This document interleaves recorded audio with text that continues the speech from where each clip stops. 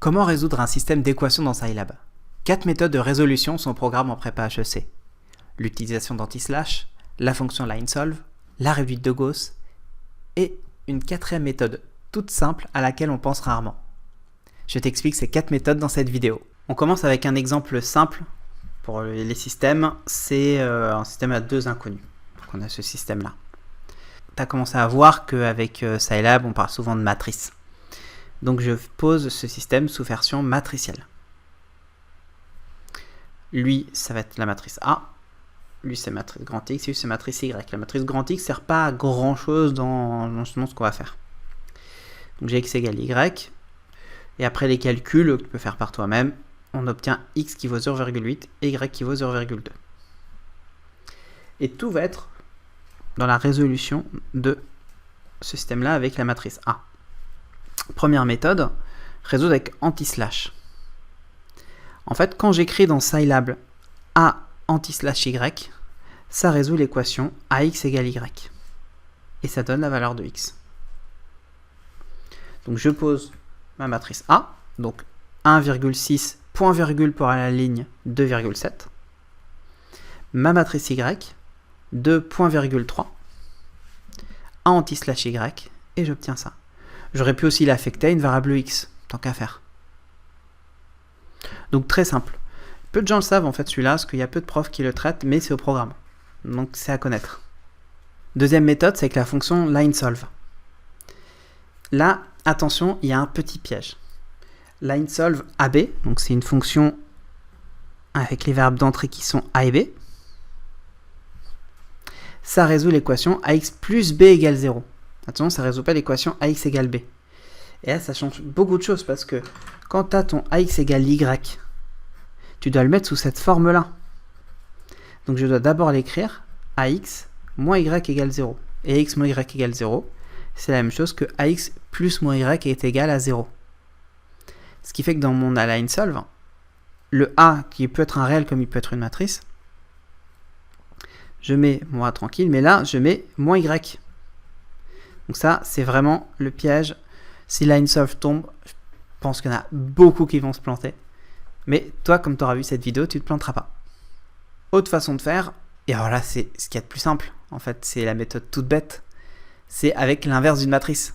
AX égale Y, si A est inversible, évidemment, c'est tout simplement X est égal à A puissance moins 1 fois Y. J'ai juste à faire 1 de A ou A puissance moins 1 fois Y. Comme tu as vu dans la vidéo sur la transposée et l'inverse. Évidemment, ces 3 méthodes ne marchent que si tu sais qu'il existe une solution unique. Si ce n'est pas le cas, tu ne peux pas utiliser ces méthodes-là. Souvent, dans un sujet, on t'aura peut-être fait prouver avant que la solution unique existe et on te la fera trouver par Scilab. Et après, tu devras peut-être la trouver par toi-même. Mais il y a une quatrième méthode qui permet de s'en sortir, c'est résoudre en procédant une réduite de Gauss. C'est très bourrin. C'est assez dégueu à écrire, mais bon, je te le mets au cas où parce que c'est quand même dans le programme. Donc, imaginons que je résolvais le système comme le résolverait un algorithme. J'ai mon truc ici, donc première chose à faire, je vérifierai déjà que ça marche. Donc, c'est-à-dire que si je fais 1 fois 7 moins 2 fois 6, ça me fait 7 moins 12, et c'est bien différent de 0. Donc, comme c'est différent de 0, il y aura une solution unique. Et là, tu vois qu'il y a 2 cas. Donc, qui dit 2 cas dit if then else. CF précédente vidéo. Là, qu'est-ce que je fais? Je me dis, ok, je prends lui en pivot, le 1. Et donc, je fais L2 qui prend L2 moins 2 fois lui. Ce chiffre-là, je vais le mettre là. Hop. Et ce 1-là, ça va être celui qui va être devant le L2. Il ne me reste plus qu'une lettre. Et je prendrai ce moins 5 là que je mettrai multiplié par le L1 et ce moins 6 et ce 6 là que je multiplie avec un négatif, moins 6 pour que ça s'annule, sinon ça ne s'annulera pas. Et derrière, il ne me reste plus qu'à résoudre ces deux équations en divisant par lui et en divisant par lui. Et j'obtiens mes deux valeurs. Concrètement, ça donne quoi dans Scilab? Première chose, déjà, je vais tout écrire sous une même matrice.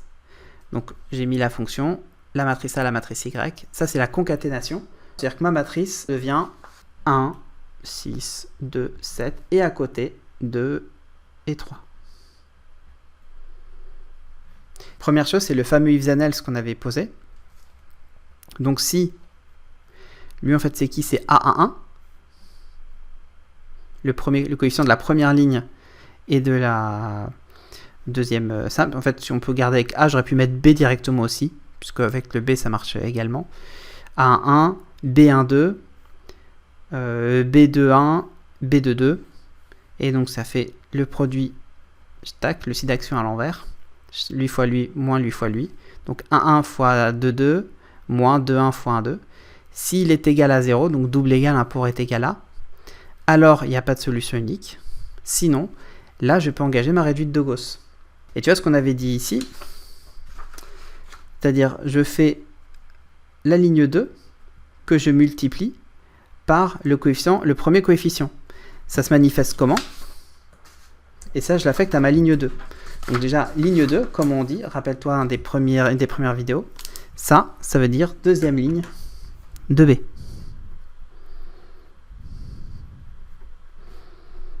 De 2,2 points. Cette deuxième, et là, ça veut dire première ligne de B.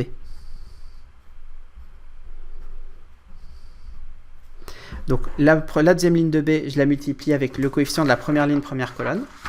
C'est exactement ce que j'ai fait ici. Et après, je fais moins la première ligne de B que je multiplie avec le coefficient de la deuxième ligne, première colonne. Donc B de 1. Et tu vas voir que tout le reste, ça va être pareil. Je te laisse essayer de le faire par toi-même et regarder la solution. De toute façon, tu peux l'avoir avec le PDF que tu pourras télécharger. Et donc, ça donne ce gros machin. C'est pas si compliqué. Je pense que si ça tombe, on vous mettra quand même des étapes. Là où c'est amusant, c'est que ça existe aussi avec la réduite de Gauss à 3 inconnus. Et là, c'est quand même vachement plus bourrin. Je t'ai mis tout le truc ici. C'est toute cette fonction-là. Il y a du if. Enfin, c'est assez stock. Donc, tu peux le regarder tranquillement par toi-même en téléchargeant le PDF. C'est ce qu'il y a de plus simple. Mais maintenant, tu as compris la logique. C'est exactement la même logique que celle qu'il y a ici. J'espère que ça t'a plu. Tu connaissais les 4 méthodes? En tout cas, le conseil habituel, comprendre c'est bien.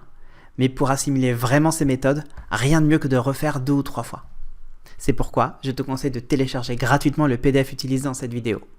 Le lien est dans la description. Prochaine vidéo, 3 méthodes pour tracer un graphe dans Scilab.